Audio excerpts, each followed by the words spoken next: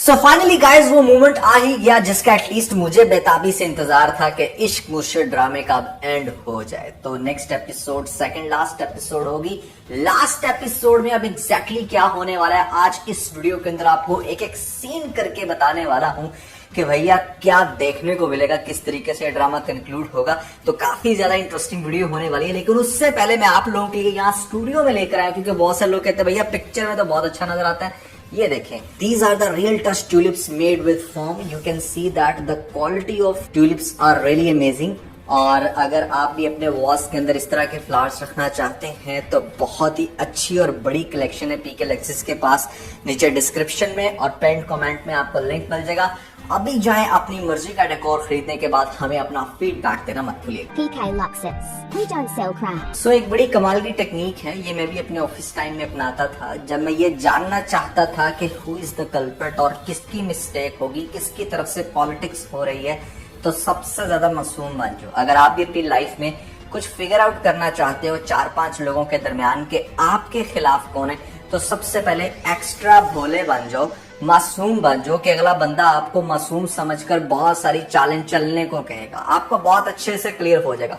Exactly वो ही करने लग रहा है हमारा शामिर, क्योंकि उसको सबसे जो हार्ड शक है ना वो उसको ये हारून अंकल पर ही है। हारून अंकल के पास पहले जाएगा, हारून अंकल उसको बकायदा एविडेंस देंगे कि भाई ये देखो सबके पीछे ना तुम्हारा बाप है। और हारून का उसका क्या इंटरेस्ट हो सकता है ये बहुत अच्छे से उसे खुद भी समझ आएगी। और जो इंसान सच्चा होता है ना वो कोई बहुत ज्यादा मतलब प्रूव करने की भी कोशिश नहीं करता, वो जस्ट राइट मोमेंट का वेट करता है कि किसी तरीके से वो राइट मोमेंट आकर बता दे इस इंसान को कि भाई एटलीस्ट मेरा कसूर नहीं था। तो वो बहुत अच्छे से पढ़ रहा है शामिर, अपने बाप की आंखों को भी देख रहा है, उस हारून चचा की आंखों को भी देख रहा है जो पहले प्रूफ देता है, फिर उसके बाद उसको पूरी वो फनल समझाते हैं कि किस तरीके से उसके बाप ने ये चाल चली होगी।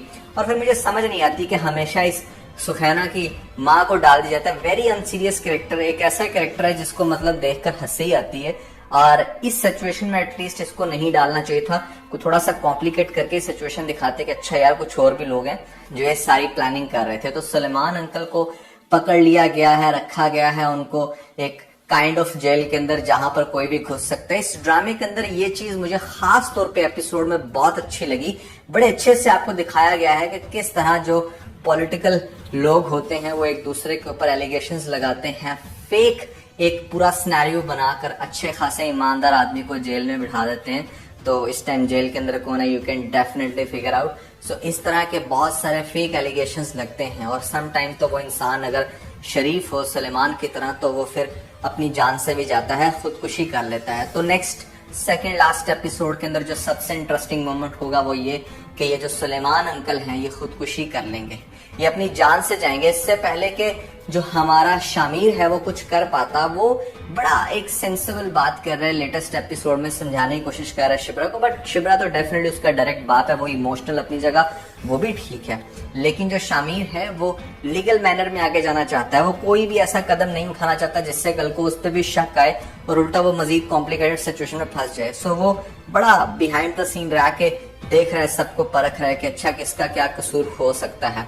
और इसी के चलते यहाँ पर आपको दिखाया जाएगा कि वो ट्रैक कर लेगा उस आंटी से कि अच्छा कौन आया, किसने क्या दिया, उसका हुलिया कैसा था, जिसके चलते वो उन 2 लड़कों तक पहुंच जाएगा। और वो 2 लड़के फिर बताएंगे कि किस तरीके से उन्होंने किडनैप कर रखा है पुलिस के नाम पर सुलेमान अंकल को। और सुलेमान अंकल को फिर जब वो देखने जाएंगे तो सुलेमान अंकल तब तक मर चुके होंगे, ये मेरी ऑब्जर्वेशन है। तो सबसे पहले उन लड़कों को जब सामने लाया जाएगा तो वो लड़के फिर एक्सप्लेन करेंगे कि हमारा उस पार्टी से कोई ताल्लुक नहीं है, हमें हारून की तरफ से ऑर्डर मिले थे।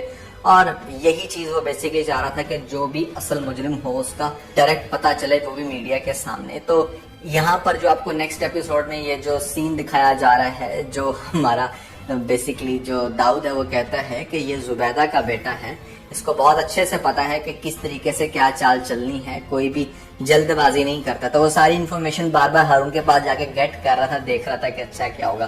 तो हारून भैया अगली एपिसोड में बहुत बुरे तरीके से पकड़ा जाएगा और पता चल जाएगा। एक तो फेज होगा ये, सेकंड लास्ट एपिसोड होगी, डेफिनेटली लास्ट एपिसोड तो नहीं। तो इस सेकंड लास्ट एपिसोड में वो लोग ये चीज पोर्ट्रे करेंगे कि जैसे शिब्रा जो है ना अपने बाप की मौत के बाद बिल्कुल अलग हो चुकी है, वो अब हेट करना शुरू हो गई है, शामिर से नफरत करती है और चूंकि उसका बाप नहीं रहा तो आप सब लोग कंफ्यूज होंगे कि क्या शिप्रा अब अलग हो जाएगी लास्ट एपिसोड में। ऐसा नहीं होगा।